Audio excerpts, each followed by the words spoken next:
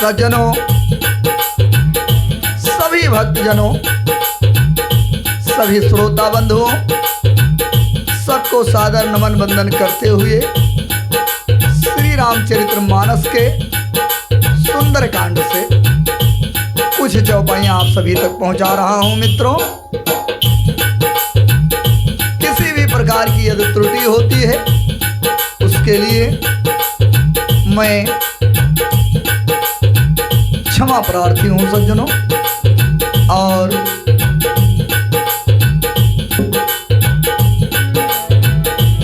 प्रसंग उस समय का है जब लंका से लौट करके हनुमान जी आते हैं और भगवान श्री रामचंद्र जी हनुमान जी से पूछते हैं कि हे हनुमान, आपने लंका को कैसे जलाया?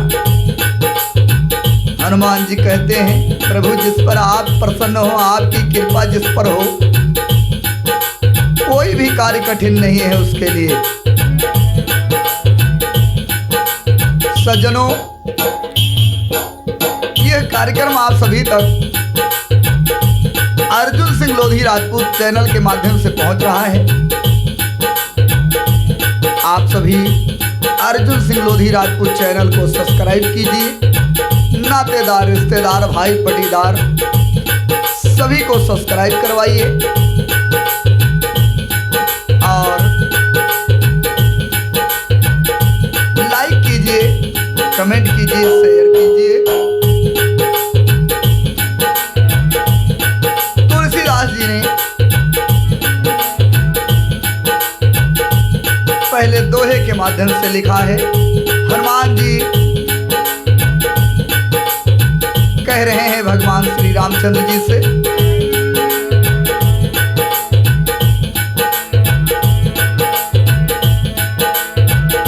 ता कहूं प्रभु कछु अगम नहीं, जा पर तुम अनुकूल, तव प्रभाव बड़वान नहीं, जार सके खलू तूल। पुनः चौपाई के माध्यम से तुलसीदास जी ने लिखा है, नाथ भगत अति सुखदायिनी, देव कृपा करियन पाइनी, सोनी प्रभु परम सरल कपिवानी, एव मस्त तब कहु भवन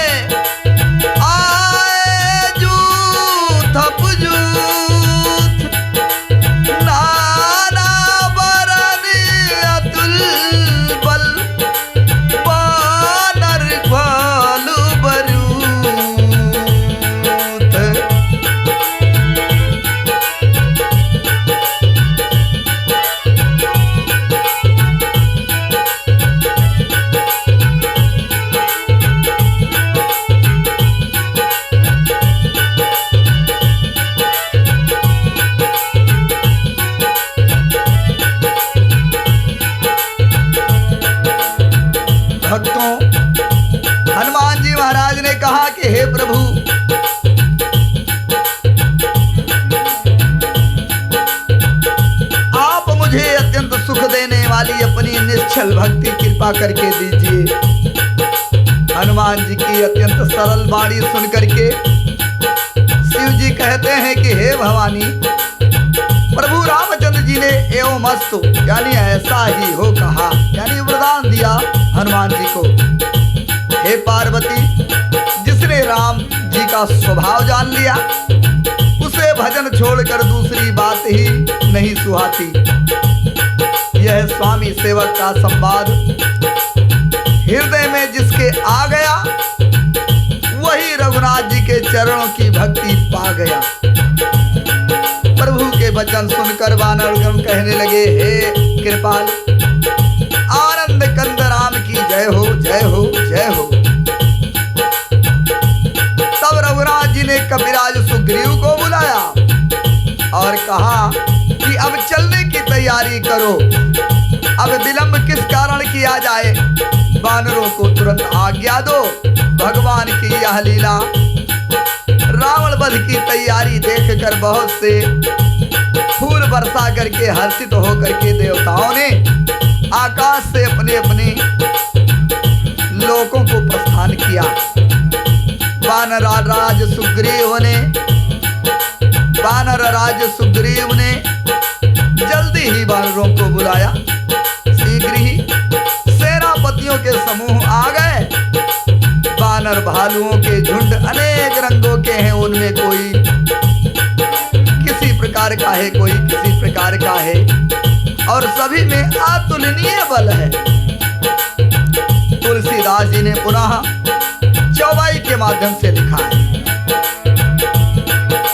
प्रभु पद पंकज नामहि सीसा, गरजहि भालु महाबली कीसा, देखी राम सकल कपि सेना, चितई कृपा करि राजीव नैना।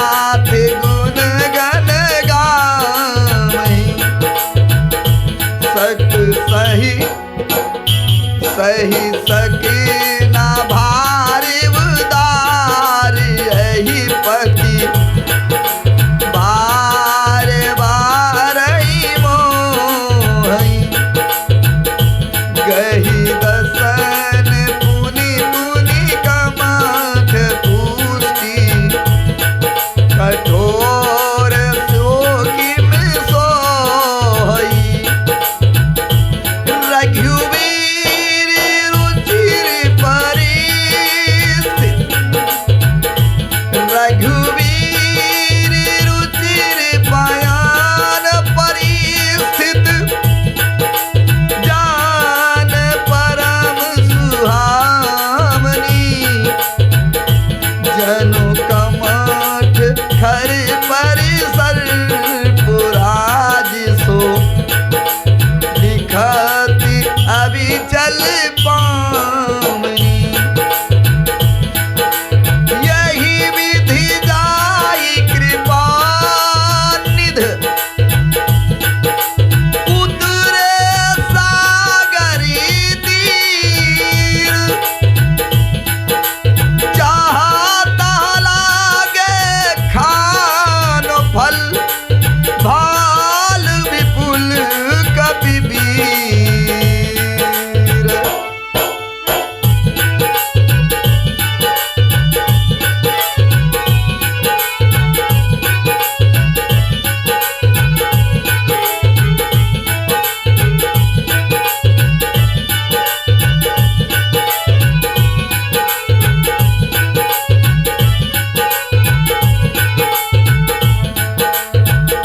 सज्जनों, प्रभु के सभी वानर भालू सिर नवाते हैं। महान बलवान रीछ और वानर गरज रहे हैं। राम जी ने वानरों की सारी सेना देखी, तब कमल नेत्रों से कृपा पूर्वक उनकी ओर दृष्टि डाली। राम कृपा का बल पाकर श्रेष्ठ वानरों को मानो पंख वाले पर्वत हो गए हो वानर, ऐसा हो गया। तब राम जी ने हर्षित होकर प्रस्थान किया। अनेक सुंदर और शुभ शकुन हो रहे हैं, जिनकी कीर्त सब मंगलों से परिपूर्ण है। उनके प्रस्थान के समय सगुन होना यह नीति है, लीला की मर्यादा है। प्रभु का प्रस्थान जानकी जी ने भी जान लिया, क्योंकि उनके बाएं अंग फड़क फड़क कर मानो कहते रहे हैं कि राम जी आ रहे हैं। जानकी जी को जो जो शकुन होते थे वही वही रावण के लिए अब शकुन हो रहे हैं। सेना चली, उसका वर्णन कौन कर सकता है। असंख्य वानर भालू गर्जना कर रहे हैं। नाखून ही जिनके शस्त्र हैं, वह इच्छानुसार चलने वाले रीछ वानर पर्वतों और वृक्षों को धारण किए हुए, कोई आकाश मार्ग से कोई पृथ्वी पर चले जा रहे हैं। वह सिंह के समान गर्जना कर रहे हैं, जिनके चलने और गरजने से दिशाओं के हाथी विचलित होकर चिंगार रहे हैं।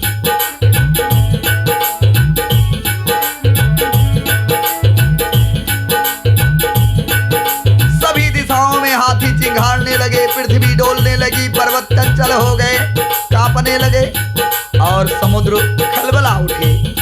गंधर्व देवता मुनि नाग किन्नर सबके संबंध में प्रसन्न हो गए। सब सोच रहे कि हमारे दुख टल गए। अनेकों करोड़ों भयानक योद्धा कटकटा रहे हैं और करोड़ों दौड़ रहे हैं। उदार सरफराज शेष भी सेना का बोझ नहीं सह सकते हुए बार बार मोहित हो जाते हैं, घबरा जाते हैं और पुनः पुनः कच्छप की ओर पीठ को दांतों से पकड़ते हैं। ऐसा करते बार बार दांतों को रगड़कर कच्छप की पीठ पर लकीर सी खींचते हुए कैसे शोभा दे रहे हैं, मानो रामचंद्र जी की सुंदर प्रस्थान यात्रा को परम सुहावनी जानकर उनकी अत्यंत अचल पवित्र कथा को सर्पराज शेष जी कच्छप की पीठ पर लिख रहे हो। सज्जनों, इस प्रकार कृपा निधान भगवान राम जी समुद्र के किनारे जाकर के उतरे। सज्जनों, तुलसीदास जी ने फिर चौपाई के माध्यम से लिखा है। सभी वानर फल फूल खाने लगे। तुलसीदास जी ने लिखा है, साचर राही ससंका, जब ते जारी गयो कपिलंका, निज निज गृह सब कराई विचारा, नहीं निश्चर कुल के रिपुवारा, जास दूत बल बरन न जाई, तेहि आए पुरखवन भलाई, दूतन सन सुनी दुर्जन बानी, मंदोदरी अधिक अकुरानी, राशि जोर कर पति पग लागी, बोली वचन नीति रस पागी, कंत करसि हरिसन परिहरहु, मोर कहा अति हित धरहु, समुझत दास दूत के करिनी, श्रम ही गर्भ रजनी चर घरिनी, तासु नारी निज सचिव बोलाई, पठवहु कंत जो चाहु भलाई, तब कुल कमल विपिन दुखदाई, सीता सीत निसासम आई, सुनहु नाथ सीता बिनु दीन्हे, हित न तुमार शंभु कीन्हे, राम बाण अहिगन सरिस, निकर निशाचर भेद, जब लग ग्रसत न तब लग, जतन करहु तज टेक।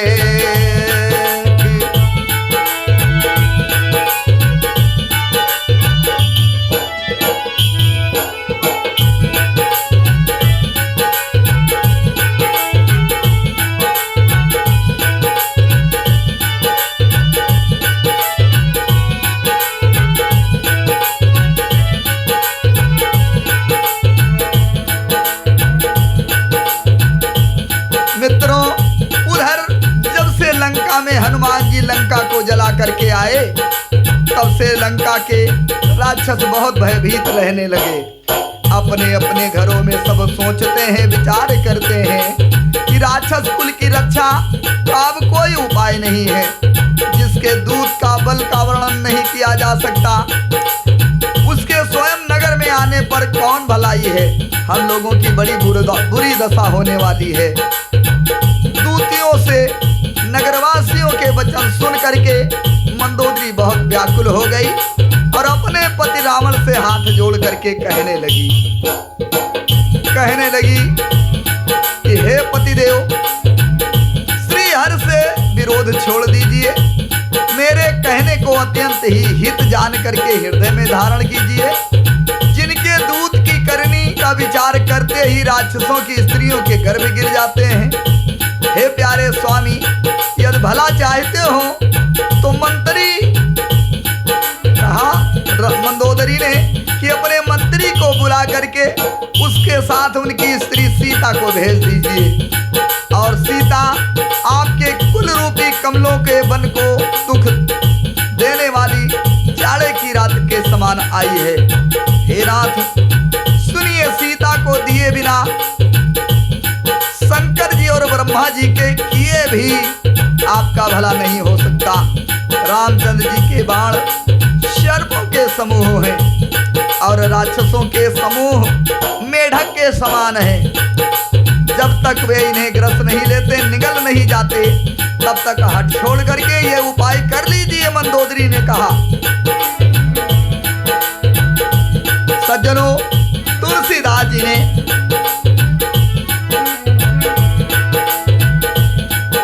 पुनः चौपाई के माध्यम से दर्शाया है। श्रवण सुनी सठिता करबानी, बिहसा गा बिहसा जगत विदित अभिमानी।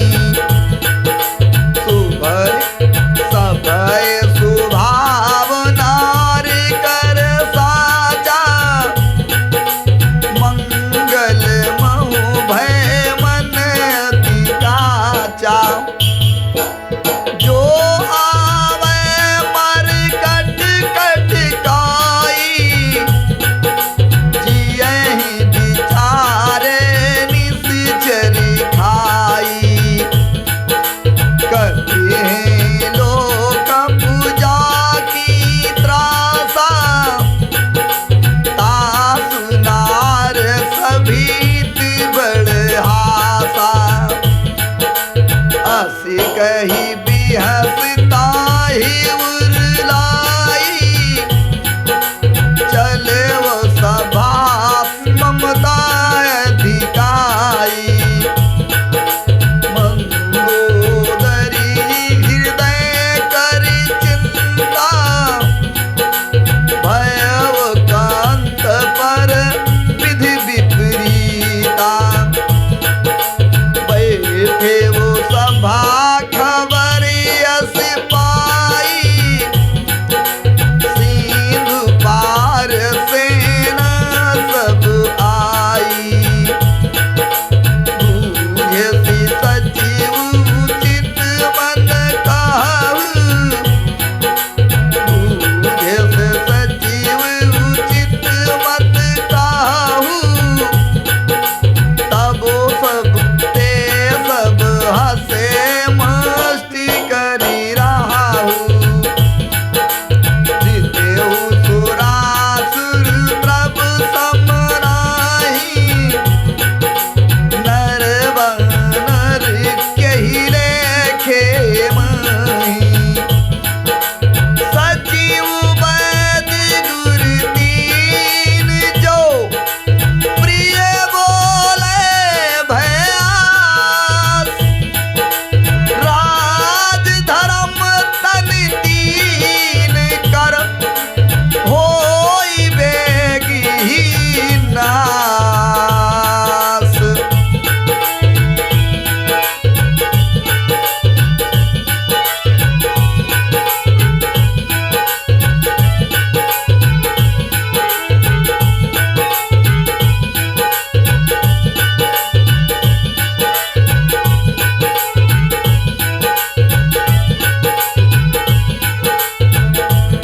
मित्रों, मंदोदरी ने कहा कि सीता को वापस कर दीजिए। अपने मंत्री को बुलाकर उसके साथ में रामचंद्र जी से बैर करने में भलाई नहीं है।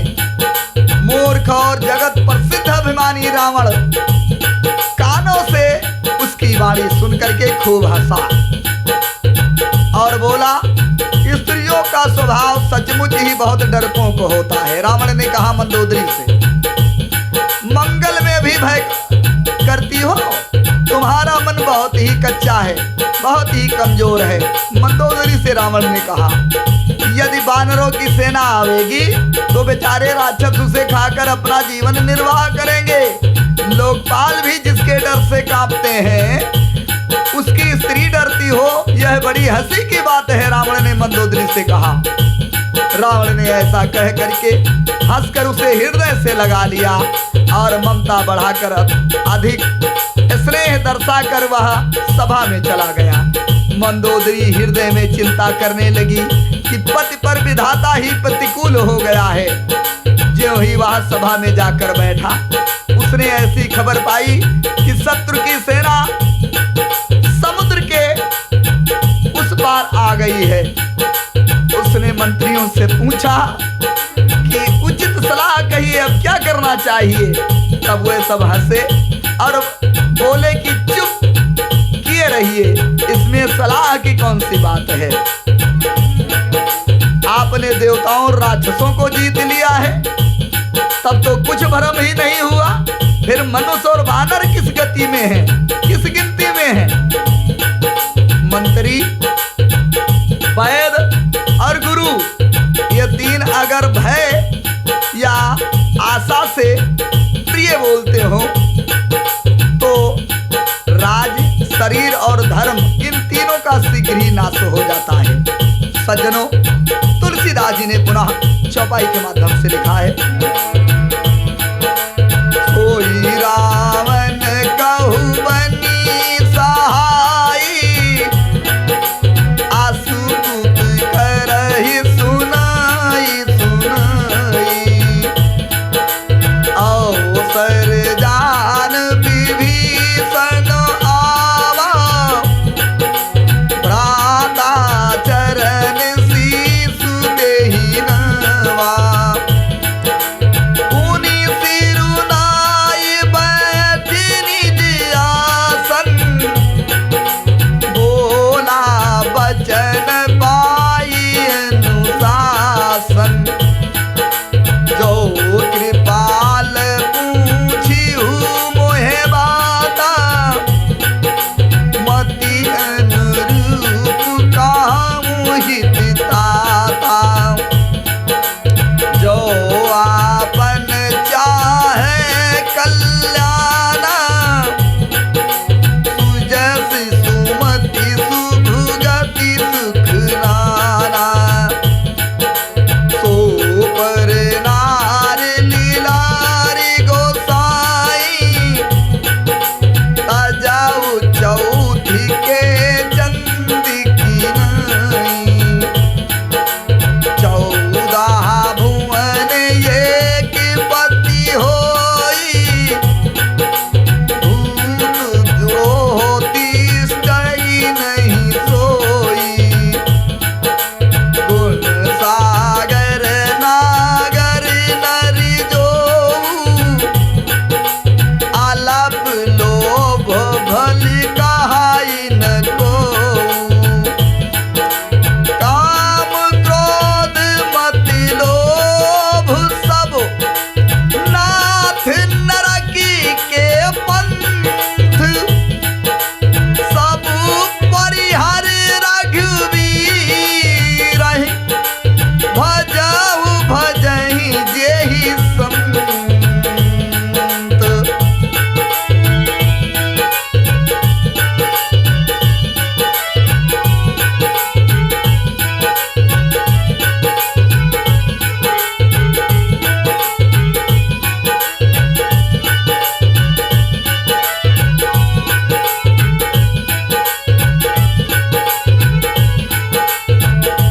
सज्जनों, रावण के